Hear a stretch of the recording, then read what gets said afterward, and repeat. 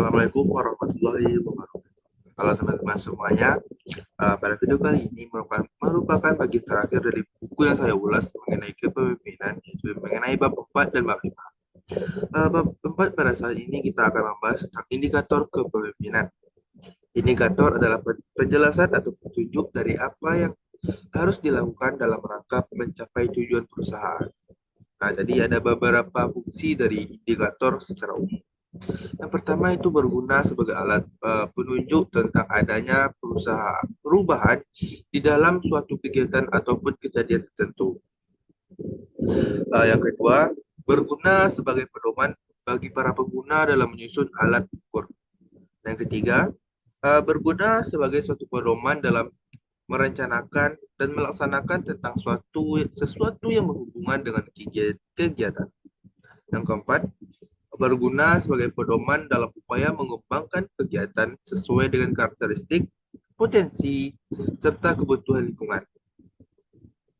Yang kelima, berguna sebagai pedoman yang memberikan penilaian terhadap hasil dari suatu kegiatan.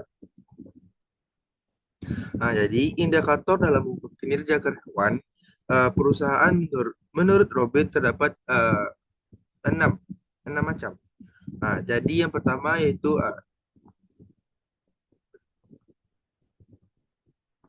ini indikator dalam mengukur kinerja karyawan tersebut menurut Robin terdapat enam. Yang pertama itu kualitas. Nah, kualitas yang diukur dari persepsi karyawan perusahaan terhadap kualitas pekerjaan yang dihasilkan dan kesempurnaan tugas terhadap keterampilan juga kemampuan karyawan. Yang kedua itu yang diukur dari karyawan tersebut adalah kuantitas. Kuantitas yang merupakan jumlah yang dihasilkan serta dinyatakan dalam unit, jumlah siklus, dan aktivitas yang diselesaikan oleh karyawan tersebut. Jumlah aktivitas yang diselesaikan oleh karyawan tersebut. Yang ketiga, ketepatan waktu, yang merupakan tingkat aktivitas dapat diselesaikan pada awal waktu yang telah dinyatakan atau telah ditentukan oleh para pemimpin. Dilihat dari sudut koordinasi hasil output serta bagaimana dapat memaksimalkan waktu yang tersedia untuk aktivitas lain sehingga terjadi efisiensi waktu. Nah, jadi dalam ketepatan waktu ini karyawannya sangat pandai-pandai dalam mengatur waktu. Menyelesaikan tugas secepatnya. Jadi untuk menghindari membuang-buang waktu karena dalam organisasi tersebut pasti banyak tugas-tugas yang lain. Yang keempat, efektivitas, yang merupakan tingkat penggunaan sumber daya perusahaan seperti tenaga, uang, teknologi, dan bahan baku yang dimaksimalkan dengan maksud akan menaikkan hasil dari setiap unit dalam penggunaan sumber daya tersebut. Jadi dalam penggunaan uang, tenaga itu harus dimaksimalkan supaya mendapatkan hasil yang bagus bagi organisasi. Yang kelima, kemandirian. Nah, kemandirian merupakan tingkat kemampuan seorang yang nantinya akan dapat menjalankan fungsi kerjanya secara mandiri atau secara individu. Yang keenam, komitmen kerja. Komitmen kerja merupakan suatu tingkat di mana seorang karyawan mempunyai komitmen kerja dengan instansi atau kantor dia bekerja, memiliki loyalitas kesetiaan terhadap kantor dia bekerja tersebut.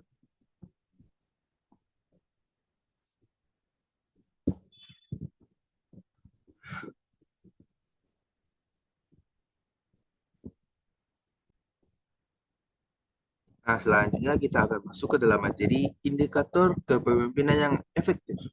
Nah, yang tadi kita bahas adalah indikator karyawan yang efektif. Nah, pertama itu indikator kepemimpinan yang efektif itu memiliki visi. Pemimpin yang efektif harus mampu menciptakan dan mengembangkan visi mereka, lalu membuatnya menarik dan meyakinkan. Dengan visi, seorang pemimpin memiliki gagasan yang jelas tentang kemana mereka ingin pergi. organisasi ini memiliki arah kemana yang akan dituju di masa depan. Bagaimana cara menuju ke sana?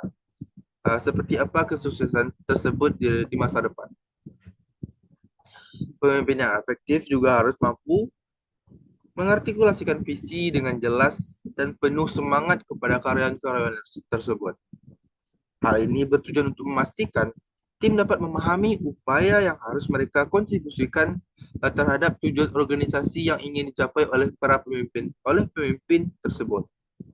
Fokus mencapai visi dengan ketekunan, keuletan, dan antusiasme juga membantu pemimpin untuk menginspirasi dan mendorong orang lain untuk melakukan hal serupa.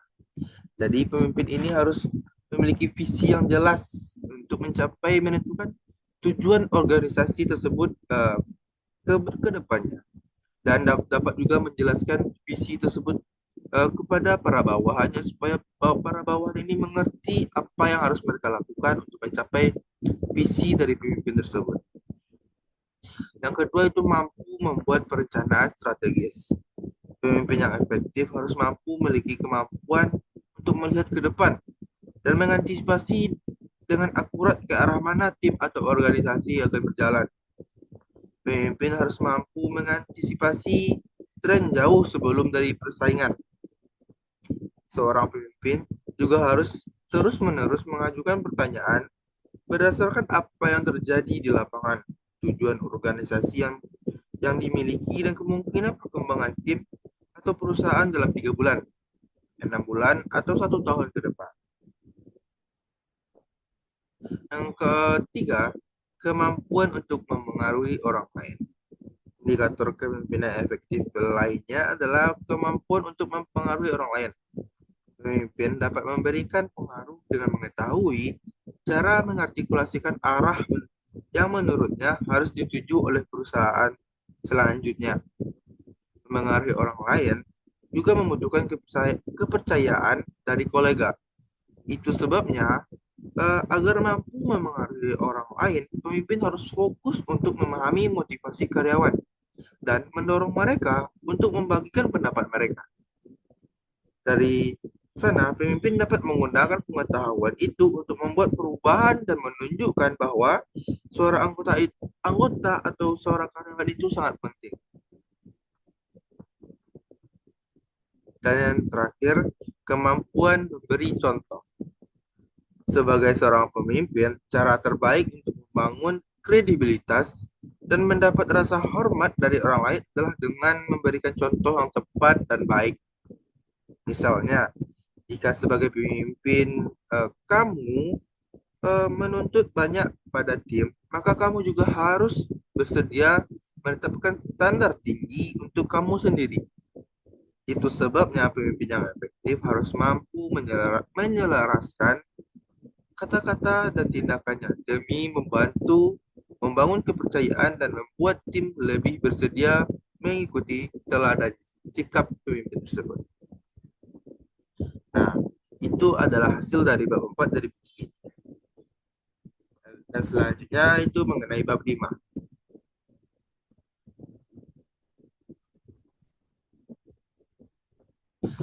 Bab 5 pada di buku ini itu membahas dengan kepemimpinan dan kasus dalam perusahaan.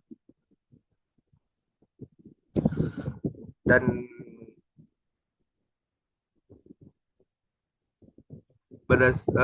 kita dapat tarik tentang fenomena dari kepemimpinan terhadap kinerja karyawan dalam perusahaan, dan juga motivasi kerja karyawan yang harus mempengaruhi kinerja karyawan, karena banyak kita lihat bahwa pergantian dari kepemimpinan dapat merubah atau mempengaruhi kinerja karyawan dalam perusahaan.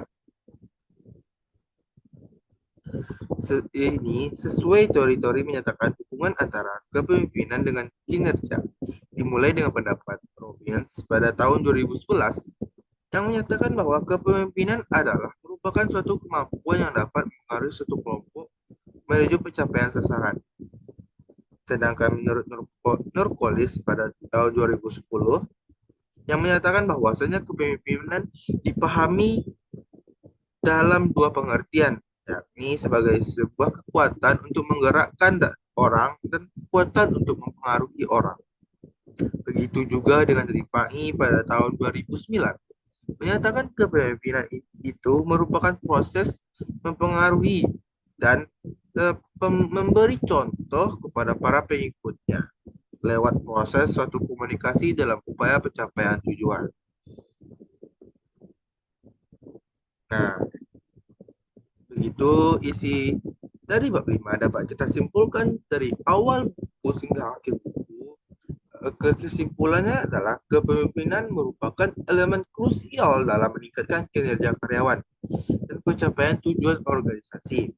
Pemimpin yang efektif mengarahkan, dapat memotivasi, dapat dan menginspirasi tim untuk bekerja secara optimal, terutama di tengah tantangan era digital dan persaingan global yang kita rasakan pada saat zaman sekarang ini. Kepemimpinan bukan hanya soal perintah, tetapi seni memengaruhi dan membimbing dengan semangat serta tanpa memaksa para bawahannya tersebut. Oleh karena itu, perusahaan membutuhkan pemimpin yang adaptif, inovatif, dan mampu menciptakan lingkungan kerja yang produktif dan harmonis. Nah, demikian yang dapat saya sampaikan tentang buku kepemimpinan yang saya ulas ini. Yang seperti teman-teman lihat daftar pustakanya adalah Bapak Prayudi Ahmad dan teman-teman kepemimpinan dari Serdang yang diterbitkan oleh Umar Press. Teman-teman, terima kasih sudah menonton video saya. Assalamualaikum warahmatullahi wabarakatuh.